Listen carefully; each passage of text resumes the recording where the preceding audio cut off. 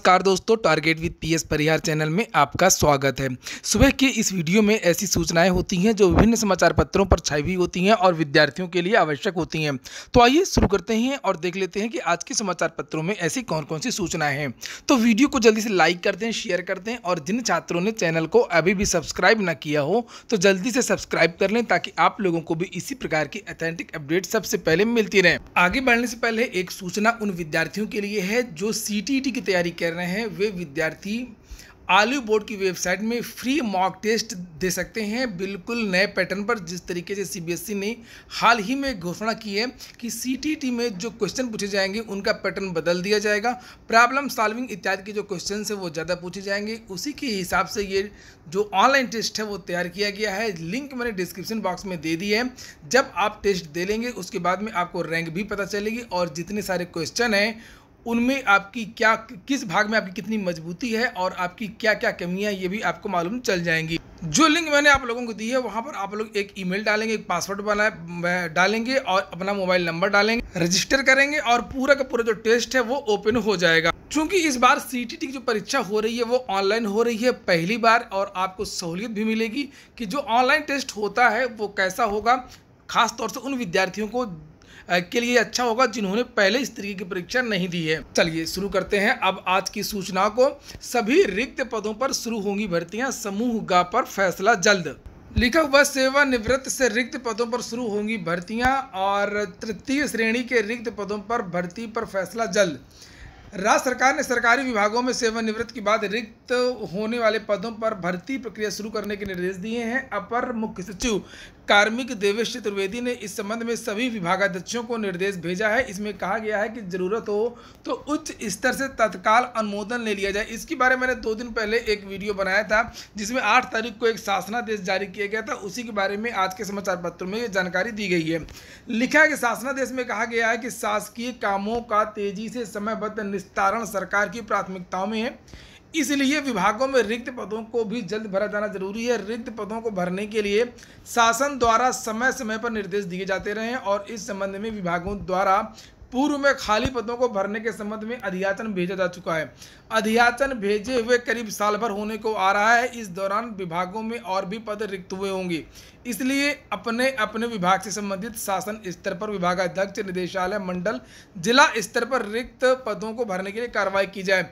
तो 1 साल से ज़्यादा हो गया, भर्तियां तो हुई नहीं है और अब तो 1 या 2 महीने बाद ही अधिसूचना भी चुनाव की शुरू होने वाली है, तो अब तो कोई काम भी नहीं कर्मचारियों का। तो इसकी जो सुध है सरकार को पहले लेना चाहिए और पहले सरकार ने कुछ किया नहीं, बस इसी तरीके के पत्र इस सरकार में जारी होते रहे। लिखा तृतीय स्तर के रिक्त पदों पर भर्ती पर फैसला जल्द। राज्य के प्रदेश के राज्य विश्वविद्यालयों और सहायता प्राप्त माध्यमिक तृतीय श्रेणी के रिक्त पदों पर भर्ती के संबंध में जल्द फैसला होने की उम्मीद है।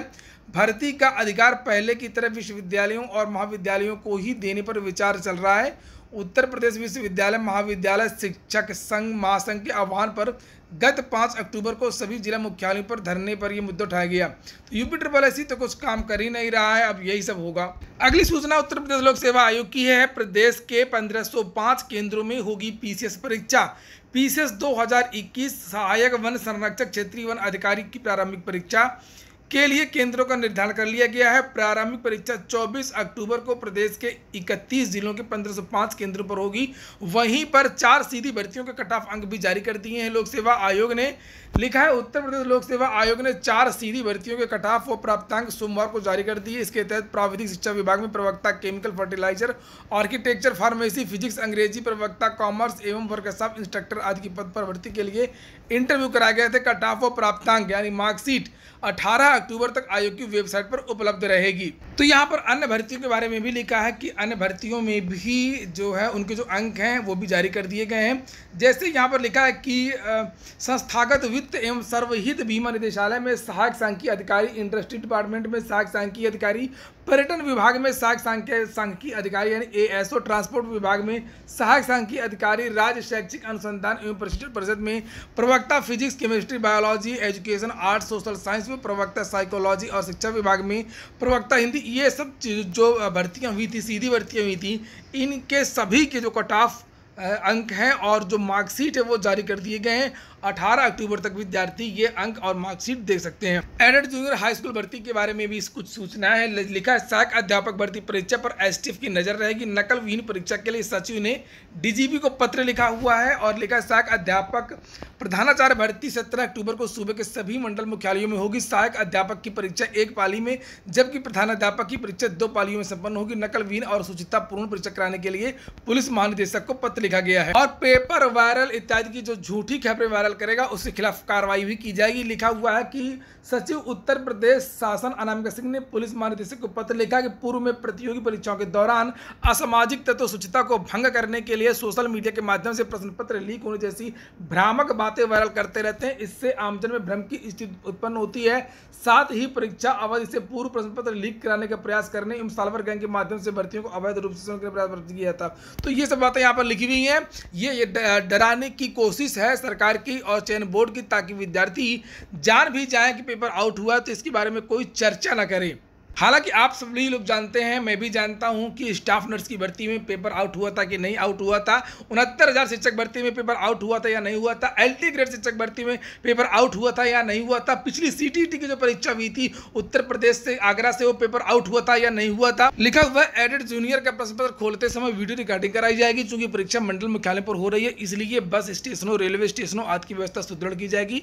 उत्तर पुस्तिकाओं को सुरक्षित पहुंचाने के लिए पुलिस स्क्वाड की व्यवस्था में आवश्यक सुरक्षा व्यवस्था की जाए। परीक्षा की गोपनीयता एवं संवेदनशीलता को देखते हुए परीक्षा केंद्र के 200 गज की परिधि में धारा 144 लागू की जाएगी। अशासकीय सहायता प्राप्त जो संस्कृत माध्यमिक विद्यालय है वहां पर साक्षात्कार चल रहे हैं, उसके बारे में भी सूचना है कि 165 शिक्षकों ने इलाहाबाद यानी प्रयागराज में साक्षात्कार दिया है और उनके बारे में बहुत सारी जानकारियां यहाँ पर ये दी हुई हैं। जितने विद्यार्थियों को बुलाया गया था उतने भी विद्यार्थी यहाँ पर नहीं पहुंच रहे हैं। काफी धांधली की भी चर्चाएं हैं। यहाँ पर लिखा है कि सोमवार को 7 विद्यालयों में हिंदी विषय के लिए जीआईसी में इंटरव्यू हुआ। पहले दिन 205 में केवल 165 अभ्यर्थी इंटरव्यू में शामिल हुए और उसके बारे में यहाँ पर बहुत सारी जानकारियाँ भी दी हुई हैं। अगली सूचना है आप लोगों ने काम की है। लिखा जस्टिस बिंदल बने इलाहाबाद हाई कोर्ट के मुख्य न्यायाधीश। ये भी किसी परीक्षा में पूछा जा सकता है। लिखा है justice Rajesh Bindal Allahabad high court के मुख्य न्यायाधीश बन गए। मुख्यमंत्री योगी आदित्यनाथ की मौजूदगी में आनंदीबेन पटेल ने उन्हें सोमवार को राजभवन में शपथ दिलाई। इस दौरान प्रदेश के विधि एवं न्याय मंत्री ब्रजेश पाठक, मुख्य सचिव राजेंद्र कुमार तिवारी के अलावा जस्टिस बिंदल के परिवार के सदस्य व हाईकोर्ट के वरिष्ठ न्यायाधीश समेत अन्य लोग उपस्थित थे। मूलतः पंजाब के अंबाला के रहने वाले राजेश बिंदल पंजाब, हरियाणा हाईकोर्ट, जम्मू कश्मीर के जज और कार्यवाहक चीफ जस्टिस कोलकाता हाईकोर्ट के जज और कार्यवाहक मुख्य न्यायाधीश भी रहे हैं। अगली सूचना है यूपी टीईटी को लेकर के काफी विवाद फिर से हो गया है। यहाँ पर लिखा है पीएनपी में जूनियर हाई स्कूल परीक्षा में अभी जो माहौल है वो गर्म है, क्योंकि 50% के जिनके विद्यार्थियों को कम नंबर थे स्नातक में, वे पूरे विद्यार्थी आवेदन कर नहीं पाए हैं और इन विद्यार्थियों ने लगातार धरना प्रदर्शन किया। वहीं पर एक नया विवाद आ गया यूपी टीईटी को लेकर के। लिखा इस बीच टीईटी में वर्ष 2001 जन्म तिथि वाले बैचलर एलिमेंट्री एजुकेशन यानी बीएलएड के प्रशिक्षु आवेदन करने की मांग को लेकर के पहुंच गए हैं। अब अभ्यर्थी तकनीकी उलझन से परेशान है। जूनियर हाई स्कूल शिक्षक भर्ती 17 अक्टूबर को मंडल मुख्यालय के 17 केंद्रों में है और इसमें 3,39,000 अभ्यर्थियों ने आवेदन किया है। जो बीएलएड के विद्यार्थी हैं वो ये यहाँ पर पूछ रहे हैं कि प्रथम 3 वर्ष की प्राप्तांकों को योग भरें या बीएलएड के कॉलम में अंतिम वर्ष का प्राप्तांक भरें या फिर चारों वर्ष का प्राप्तांक बीएलएड वाले कॉलम में भर करके फॉर्म सबमिट कर दें, ताकि बाद में गुणांक तय करते समय इन विद्यार्थियों का कोई नुकसान न। जानकारी निकल करके आ रही है कि यूपी टीईटी में 3 दिनों में ही लगभग 3.5 लाख से जो आवेदन है वो हो चुके हैं। अगली सूचना है प्राथमिक शिक्षक भर्ती की। लिखा शिक्षक भर्ती में रिक्त रहे पदों पर भर्ती की मांग। 69,000 शिक्षक भर्ती में विद्यार्थी चाहते हैं कि चौथी काउंसलिंग भी हो जाए और बहुत सारे जो पद हैं वो रिक्त हैं। यहाँ पर लिखा विद्यार्थियों का कहना है कि सभी काउंसलिंग के बाद भी लगभग 1,000 पद रिक्त हैं और भर्ती में प्रतीक्षा सूची के अभ्यर्थियों ने बेसिक शिक्षा परिषद के सचिव प्रताप सिंह बघेल को ज्ञापन देकर के रिक्त पदों पर प्रतीक्षा सूची के अभ्यर्थियों को अवसर देने की मांग की है। उन्होंने चौथी सूची भी जल्द जारी करने की मांग की है। ज्ञापन देने वालों में आलोक कुमार पांडे, कार्तिक श्रीवास्तव और बहुत सारे विद्यार्थियों के यहाँ पर नाम लिखे हुए हैं। वहीं युवा मंच की तरफ से प्रेस विज्ञप्ति भी जारी की गई है।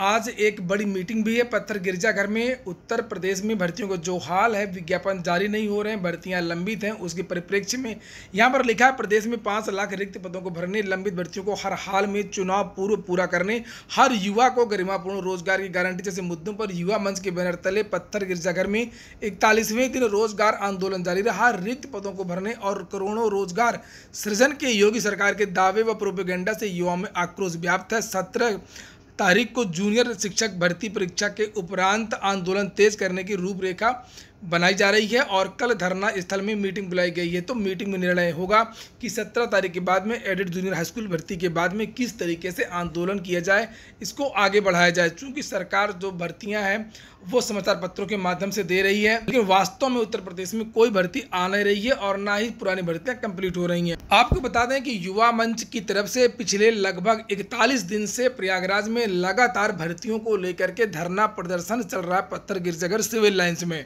इन विद्यार्थियों की मांग है कि जितने भी उत्तर प्रदेश के आयोग हैं, जितने भी भर्ती बोर्ड हैं, उसमें जितनी भी लंबित भर्तियां हैं, सभी लंबित भर्तियों को जल्द से जल्द पूरा किया जाए और चुनाव से पूर्व सभी विभागों के रिक्त पदों कि जितने भी रिक्त पद हैं उन पर विज्ञापन जो वो जारी किया जाए। उत्तर प्रदेश में सरकारी नौकरियों की जो स्थिति है वो काफ़ी भयावह है और हालांकि ज़्यादातर जो समाचार पत्र हैं इसके बारे में जानकारी नहीं देते हैं कि जो भर्तियां हैं वो लंबित क्यों हैं और ये भर्तियां आखिरकार पूरी क्यों नहीं की जा रही हैं और उत्तर प्रदेश में जो रिक्त पदों पर जो भर्ती है वो क्यों नहीं आ रही है।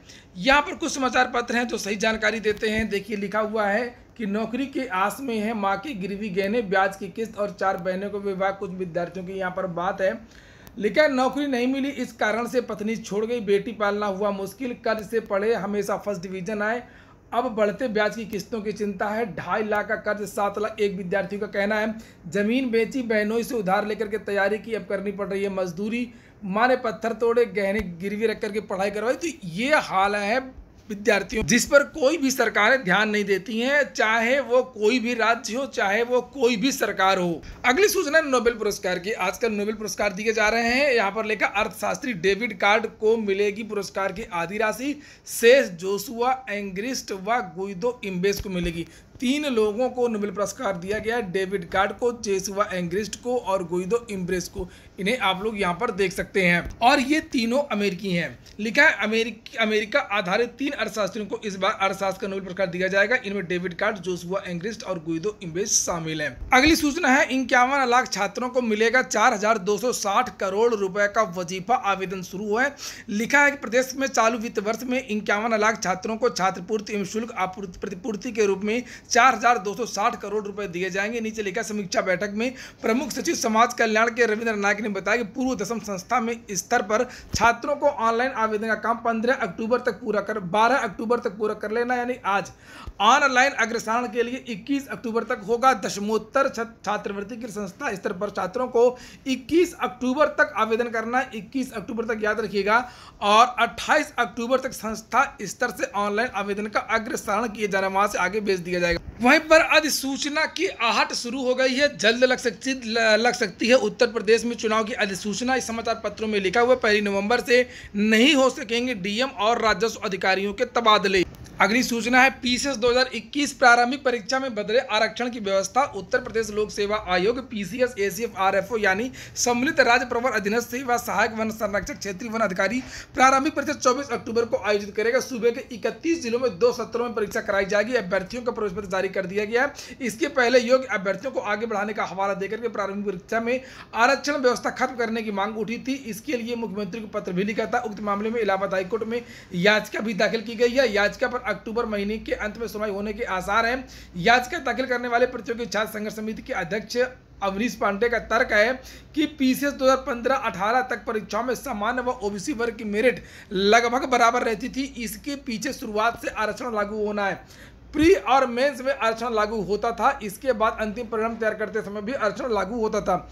इससे सामान्य वर्ग के योग्य अभ्यर्थी बाहर कर दिए जाते हैं। इस मामले में मुख्यमंत्री को पत्र लिख करके कानून के अनुरूप कार्रवाई किए जाने की मांग की गई है। जिस तरीके से यूपी व अन्य भर्तियों में होता है कि जो प्रारंभिक परीक्षा होती है, हाईकोर्ट की भर्ती में भी होता है कि प्रारंभिक जो परीक्षा होती है पहले चरण की, उसमें आरक्षण नहीं दिया जाता है और जो अंतिम चरण होता है उसमें आरक्षण दिया जाता है। तो यही मांग जो है वो की गई है।